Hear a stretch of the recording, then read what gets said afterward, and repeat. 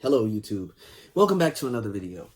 I am doing this video as a response to an old video that I have done, oh Jesus, so many years ago, having to do with Black fantasy fiction writers, and somebody in the comments ended up mentioning, where do I stand now? How do I feel about it now? And I am going to tell you how I feel and some of the things that have influenced how I feel now and all of this good stuff, okay? For those of you new here, my name is Hush Hash. I usually do spiritually related videos, but I also talk about some trans stuff. I talk about book stuff, apparently. Yeah, so let's just jump right into it. If any of you have seen the old video, the whole reason that I was fussing on this video was due to the fact I had a problem with trying to find my peers with my writing, okay? I am a fantasy fiction author, and one of the problems that I have is usually amongst the Black community. I have had a lot of people specifically tell me this is not something that I made up, so you please understand, because I've seen some people that were upset in that video.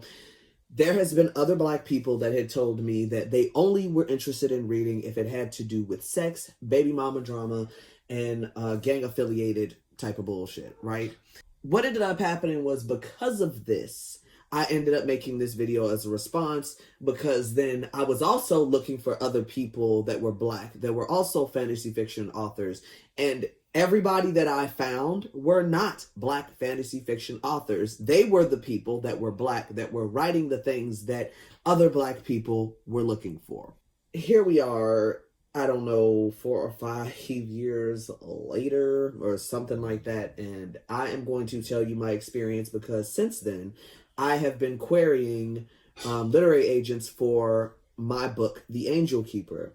And mind you, The Angel Keeper is about a lady that believes that she has a guardian angel, but it turns out that the guardian angel is actually a demon that was sent as... Hold on, this insect killing me. But it turns out that the so-called guardian angel is actually a demon sent to ruin her life because of a curse that was put on her bloodline. I have queried close to 60 people over the course of a couple of years, because there was a lot of things I stopped querying for a little while and stuff like that. And I know that you... Excuse me, hold on. Sorry, that insect was choking the fuck out of me. I've got to use sandalwood from now on. Now, let me also add in, because I believe this is also part of the reason that I am getting told no. Mind you, one of the issues that we have right now in this day and age is we are in the age of remakes. And this is one of the things that is irritating the fuck out of me. Right now, it is an overabundance of shows that already existed 20, 30 years ago. And what we're doing is we're saying it's the live action remake. Now, mind you, remakes can be cool, because I will say there are certain shows that aired 30 years ago that we did not have the technology that we do now in order to make it look better. And it is something amazing. You get what I mean? But some of this is like shit we did not fucking ask for. For example, Disney has been making live action remakes of many of our childhood shows. Aladdin, Lion King, what else did they end up doing recently? Did they do Mulan? I think they did Mulan. All of these they're making into a live action show, right? And essentially it is just us going to watch it because we have nostalgia with it. And we're like, oh my God, they made a live action. And then we go and watch it, right?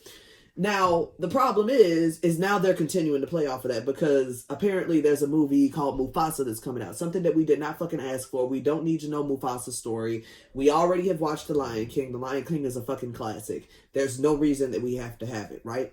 Now, the problem is with this, yes, they're making money with it and everything, and everybody's running to watch this due to the nostalgia with this, but it is making it harder for anybody that is currently working on anything with scripts or working on current books now, that anything that is new that is not a remake, okay?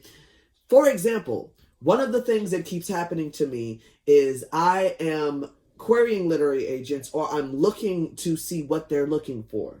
And there are literally literary agents that are saying shit like, I want Moana, but in Russia. I am looking for a book like this. And my problem is that there can be likeness within books, okay? So please understand that that's not even necessarily the problem. Do you get what I mean? People draw inspiration from other books and things like that. Abso-fucking-lutely. My problem is that they are looking for something that has already been successful, and they just want to have a different name to know that they can make money off of it. And I understand, I get it, that it's a business, okay? And of course, people want to make money. But it is also a problem because people are not taking a chance on anything new. Because of this, I have gotten told no because people are looking for books that already are in existence. And I still stand by what I said in that old video because, mind you, I did end up connecting with some of you because of that video that I did having to do with Black fantasy fiction authors. This was years ago, but I still am like struggling with that. Now, mind you, this specific book that I'm telling you about, this specific book is more so on the end of like there are mixed characters. Now I say this because this particular book, that's just the way that it played out, where the main character is a white woman who has a demon guardian angel, but I made all of the angels black. Her boyfriend is actually a black cop. And the problem person is her ex-boyfriend that is a drug dealer who's white. Now, I'm saying this because I have, in this specific book, flipped around what is usually seen in media, which would have been white cop, black drug dealer. Like, you get what I mean? And I think that the reason that I'm getting told no, outside of that, I don't think that that's why they're getting, I'm getting denied on this specific book. I think it's more so having to do with the fact that it comes off as a religious work when it's not. So please understand that this book, when I first started writing it, had more so to do with trying to intertwine Christian mythology, should we call it that? Christianity with a fantasy fiction type of work, because at the time I was a person that was still sort of religious, and I was trying to essentially get people interested in wanting to come to the church or to be interested in Christianity, right? However, the book is not what you think. Like, it's not all praise and worship. And each chapter has a verse from the Bible that relates to the chapter. So sometimes I think that I'm getting told no because of that, because some people are looking at it and they're like, oh, this is church oriented, and that's not what it is. It's essentially Christian fiction, kinda. I don't even want to call it that, but you get what I mean. And I also have a problem because my book hits too many different genres. That's not a bad thing, but it's hard to put it in a box. And it's hard to tell a literary agent it's fantasy fiction. No, due to the fact that it is historical fiction because it takes place during the 60s and 70s, along with like some racism. It's like right after segregation had ended, so there is a little bit of racism included in it. It crosses with magical realism. It crosses with fantasy fiction. And it crosses with all of those, so it's really hard to find a literary agent that's like, okay, I'm looking for fantasy fiction, because some people, when they say fantasy fiction, they are looking more so like, I don't know if Harry Potter would be considered that, but Harry Potter, which is world building. But then again, I think Harry Potter could probably be considered magical realism, because it's kind of like magical realism is kind of like Charmed and Angel, if Buffy the Vampire Slayer, if you've ever watched anything like that. It takes place in the real world, but there are elements of it that do not exist in our world, but it's intertwined with it, right? So my book is very much like that. There is world building on the end of hell and heaven in the book, but this is where I have seriously had to write literary agents and say, okay, well, this is a fantasy book. And then when they say I'm looking for magical realism, I say it's a magical realism book. And then when they say I'm looking for historical fiction, I say it's historical and it's fantasy. And then there's also romance that's intertwined in it. There's so many different elements to it that I think that it's hard to like find a person that is solely looking at that. Now, mind you, that I have had a couple of people read it that absolutely loved it. It was on Wattpad for a while. I don't know if y'all were in the age of Wattpad, but it had like 4,000 something views. People were reading it like crazy. And mind you, what's really messed up, because Wattpad it used to anyway, it would tell you the demographic and the like race of like who were reading it, the gender of everybody that was reading it and everything, but usually there were not Black readers. And again, I have talked to many Black readers that acted as if the only thing that they ever wanted to read had to do with sex, drugs, and all of that. And if you look at like TV shows of, and I'm trying to get this to come across because people act like they were getting mad at me about this. Look at the TV shows that we have that were geared towards Black people. Like, I feel like maybe now, please understand, I don't watch much TV now. I really don't. And I know that for a while, Empire was big, Power. I know there's like another one that was like some other show. I couldn't even tell you the name of it. But essentially, I'm saying this because this is what was in. And this is what a lot of the Black community was feeding into to make okay. You get what I mean? And to make it big, that people got interested in this. And this is why I was so angry then, and I'm still pretty mad now, because even with like some of these books that they approve, y'all ain't hearing me. If y'all are writers, I need y'all to seriously sit back and look at the summary of some of these books that essentially a literary agent said, I want this published. And that is really irritating. I had some years back, I don't remember the name of the book. If you know the book, put it below, please. There was a book that I read the summary of, right?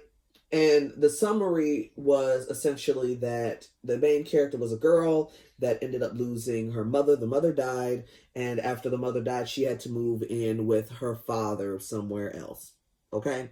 Turns out she didn't know that she had a twin sister, and the twin sister was actually evil and wanted to kill her. Okay, pause. Where have you heard this from? Where have you heard this same dynamic from? Oh, I know. Fucking Parent Trap. But with the Parent Trap, it's a little bit different. It just doesn't have the dark element, right? And this is where I'm like, so Parent Trap, but with like a CSI element, essentially. That's it. And these are the people that are getting told yes. This is so irritating. So irritating. So I still stand by what I said. Currently, I don't think that I'm going to be pursuing literary agents. I am going to be self-publishing. So you will be hearing about my book here.